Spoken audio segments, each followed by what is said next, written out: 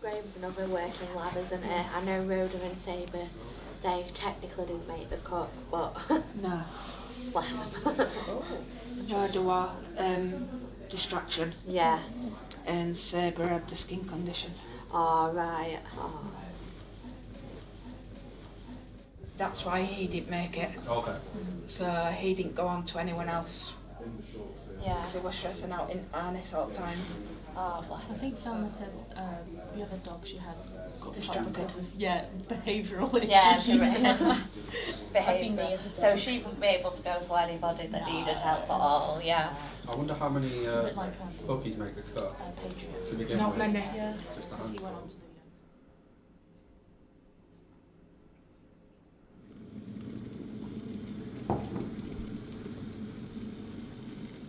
Now, a lot of people have liquid level indicators when they're doing this, but I do it by sound.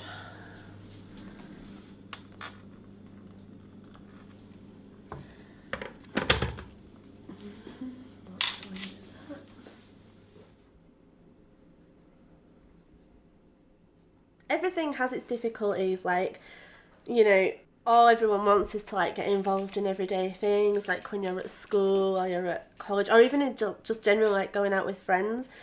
You hear about everybody else going out, you hear about everybody else doing this, that, and the other, and it's like, well, I want to do that. 5 grams. My eye condition is called optic nerve hyperplasia, and also nystagmus. So nystagmus is the wobbly eyes, as I call it. But with basically my optic nerves haven't grown properly. So I can see things that are like really, really, really close up or whatever, but I can't see anything far away, and I'm not very good with giving, like, I might be able to see certain things, but I can't give details on it. I was actually on holiday. Dixy! And then my mum rung the place where I was and told me that guide dogs had rung and they've got a match, and, you know, they've got a possible match. I just went mad. I think the whole swimming pool heard in the end. Oh, she's ready. Good girl.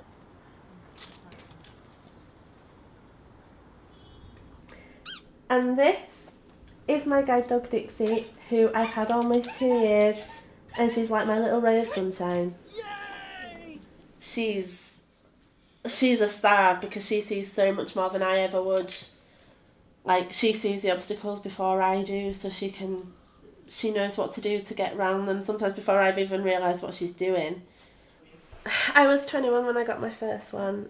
She was a black lab called Yoko. Unfortunately, I did only have her a few months, which was heartbreaking because you kind of start to get used to having that little bit more independence with them. So then obviously when it's taken away from you again, it's kind of a bit of a shock to the system. Where's the seat? Where's the seat?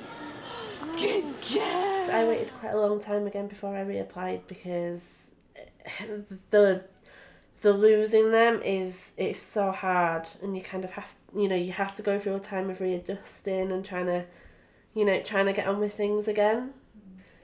It takes a lot for them to trust because of like the people they've left behind, and they come to you. So it's, as well as for us, it's a big adjustment for them as well. With Dixie, it took more work. It took, more patience. And she was really quiet for the first couple of weeks. I'm thinking, this is really unusual. Like, she's not bothered for fuss. And then all of a sudden I woke up one day, she was laid outside my bedroom door, just waiting for me to come out. And that was when I knew that we had turned a massive corner. So I'm really proud of her, to be fair.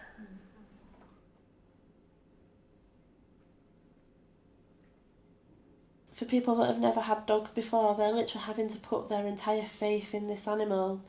Like, they're giving their control, they're giving everything up to that dog to help them. But yeah, you've got to trust them implicitly. Like, you can't override their decisions, especially with safety.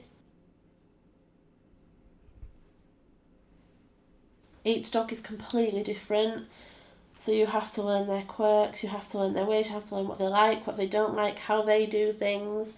You just feel free again. You just feel like you can just get on with your normal life. Just do what you want to do. You don't have to worry about getting there as much. She gets me from A to B. She is my eyes basically, and that's it.